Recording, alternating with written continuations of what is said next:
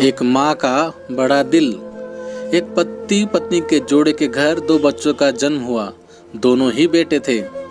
माँ बाप ने इन दोनों ही बच्चों को खूब प्यार से पाला पोसा, पढ़ाया लिखाया, बड़ा किया और उन्हें इस काबिल बनाया कि वो अच्छी नौकरी कर सकें, समाज में अच्छा जीवन व्यतीत कर सकें। अपने बच्चों के लिए दिन रात कड़ी मेहनत करके एक बंगले जैसा 2 मंजिलों वाला घर बना कर दिया ताकि दोनों बेटे शादी के बाद भी एक साथ रहें, लेकिन अलग अलग कमरों में, ताकि आगे चलकर कभी बंटवारे का विचार ना आए और इनमें लड़ाई झगड़े ना हो।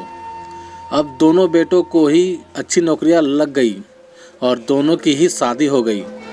बड़ा बेटा जो घर के पहले माले पर रहता था, उसको एक बच्चा भी हुआ। पोते का मुंह देखकर दादा दादी बहुत खुश हुए। सब ठीक ठाक चल रहा था, लेकिन थोड़े ही दिनों बाद बूढ़े दादाजी की मौत हो गई। जब तक पति जिंदा थे, दोनों बेटे और बहू माँ का सम्मान किया करते थे। जैसे ही पति मर गए, दोनों बेटे और बहुएं हर दिन माँ की सेवा करना तो दूर, माँ को हर दिन खाना खिलाने के लिए भी राजी न थे। दोनों बेटे और बहुओं ने तय किया कि माँ को खाना खिलाने के लिए जिम्मेदारी बांट ली जाए, यानी कि 15 दिन बड़ा बेटा और 15 दिन छोटा बेटा माँ के खाने की जिम्मेदारी लेगा। जिन बेटों को बिना दिन रात देखे भूख ना होते हुए भी उन्हें मनचाहा खाना हमेशा खिलाने के लिए जो माँ तैयार रहती थी, अब उसी माँ को बेटे के यहाँ पर दिनों के हिसाब से खाना दिया जाता था। माँ का दिल बड़ा था। माँ को इस बात की खुशी थी कि चलो जैसे भी हो अपने बेटों के साथ तो रह रही है, और इसी खुशी के कारण बेटों के द्वारा दी गई रूखी सूखी भी उसे किसी पकवान से कम न लगती। लेकिन जब कोई महीना 31 दिन का होता तो उस एक दिन माँ को भूखा ही रहना पड़ता था। एक बार जब बड़े बेटे के यहाँ 15 दिनों तक खाना खाने की बारी चल रही थी, तब बड़ा बेटा अपनी बीवी और बच्चों के साथ बाहर किसी पार्टी में जा रहा था। बड़े बहू ने माँ से कहा, माँ जी आज खाना नहीं बनाया है, हम बाहर जा रहे हैं, वहीं खाना खा के आएंगे, आप अपने लिए कुछ बना लेना और खा लेना। बूढ़ी माँ ने कहा, लेकिन बेटा मुझे तो गैस जलाने नहीं आता।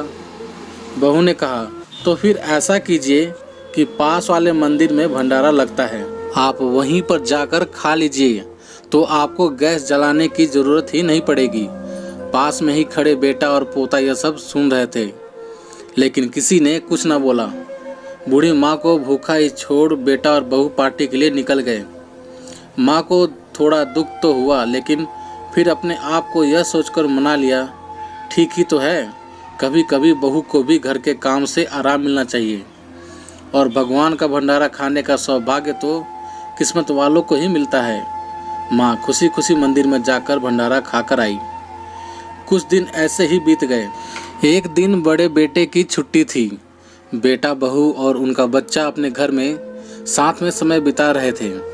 माँ बाप छोटे बच्चे को पूछ रहे थे कि वह बड़ा होकर क्या बनना चाहता है और क्या करना चाहता है। छोटे बच्चे ने बड़े ही सरल भाव से माँ बाप को उत्तर देते हुए कहा, वह बड़े होकर डॉक्टर बनना चाहता है।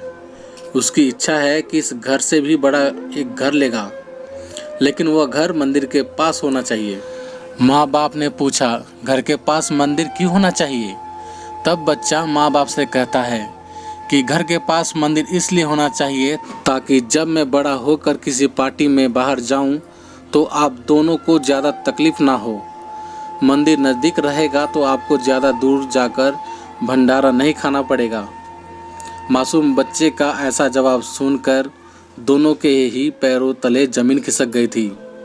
उन्हें अपनी गलतियों का एहसास अब जाकर हुआ था।